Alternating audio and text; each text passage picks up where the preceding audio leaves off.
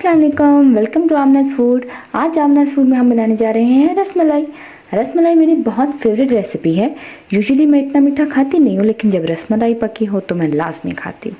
तो मुझे उम्मीद है कि मेरी तरह बहुत से लोग जो हैं वो रसमलाई के शौकीन होंगे, तो उन्हें रसमलाई बनाने का शौक़ भी होगा।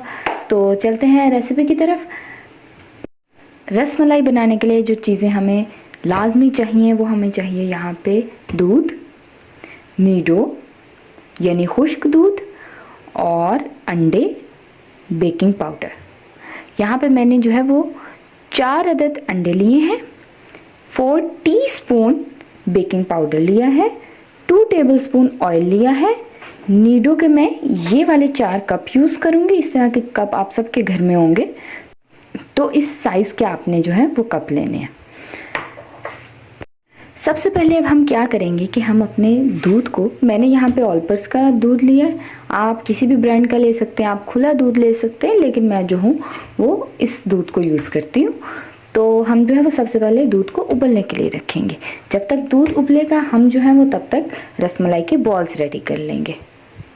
दूध पहले उबालने का मकसद ये है कि जब तक हमारे बॉल्स रेडी हों तब तक हमारा दूध भी रेडी हो, ताकि हम बॉल्स जैसे ही बने हम उसको दूध में शामिल कर दें, क्योंकि दूध उबलने के बाद इसके बॉल्स हम ऐड करते हैं।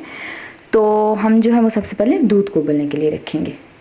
अच्छा जी, तो दूध मैंने उबलने रख दिया और हुआ मेरे साथ ये कि जब मैं दूध उबलने के लिए रखने लगी तो गैस चली गई और मुझे दूध को सिलेंडर पर रखना पड़ा।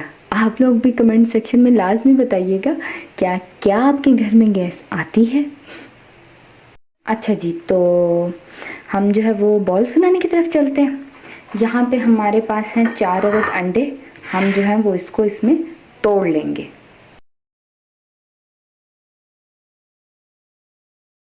अब हम इसमें 4 कप नीडो शामिल करेंगे।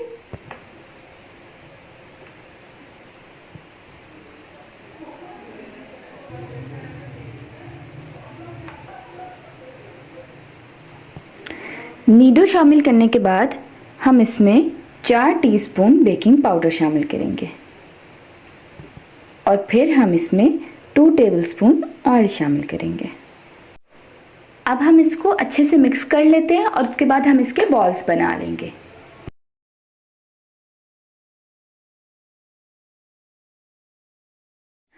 हमने सारे मिक्सचर को मिक्स कर लिए।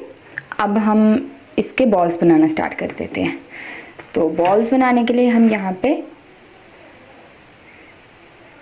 इतना सा हम छोटा सा इसका पोर्शन लेंगे और उसके बाद अच्छे से उसको अपने हाथों में इस तरह मस लेंगे।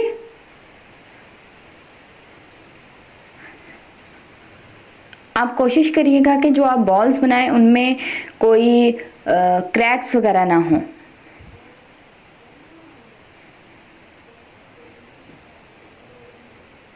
ये देखें, इस तरह करके आप बाकी भी बॉल्स बना लेंगे।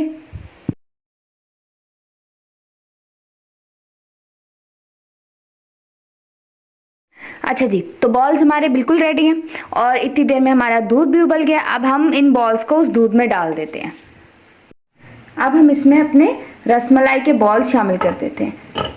हमने बहुत एहतियात से इसमें आहिस्ता आहिस्ता शामिल करने हैं और इसको 20 मिनट के लिए आपने कवर करके पकने के लिए रख देना है। 20 मिनट में मेरी रसमलाई तो बिल्कुल रेडी हो जाती है।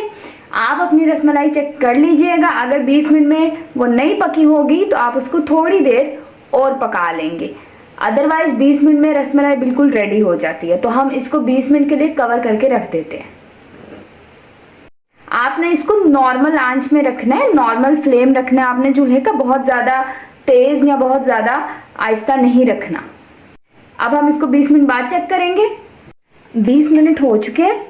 अब हम रसमलाई में से कोई सा भी एक पीस उठाएंगे और उसको हम ऐसे करके चेक कर लेंगे। ये देखें, रसमलाई हमारी बिल्कुल रेडी है।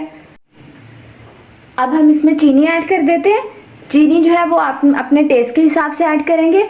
अगर आप चीनी ज़्यादा खाते हैं तो आप उस हिसाब से ऐड कर लीजिएगा।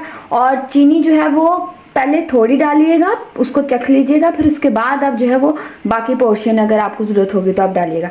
मैं यहाँ पे 1/2 कप जो है वो चीनी यूज़ करूँगी। اب ہم یہ بالز یعنی گولیاں جو ہے وہ ہم نکال لیں گے جس برتن میں ہم نے سرو کرنا ہے، اور جو دودھ بچے گا اس کو تھوڑا سا تھک ہونے کے لیے رکھیں گے. تو ہم گولیاں نکال لیتے ہیں. اچھا تو یہ دیکھیں دودھ ہمارا تھک ہو گیا. اب ہم اسے سرونگ ڈش میں نکال لیں گے، اور اوپر سے اگر آپ نے بادام پستہ کچھ ڈالنا ہے تو آپ وہ ڈال سکتے ہیں. رس ملائی ہماری بالکل ریڈی ہے. اس ریسیپی کو آپ لازمی ٹرائی کیجئے گا، اور اپنے فیڈ بیک کمنٹ سیکشن میں لازمی بتائیے گا. اپنا خیال رکھیں. اللہ حافظ.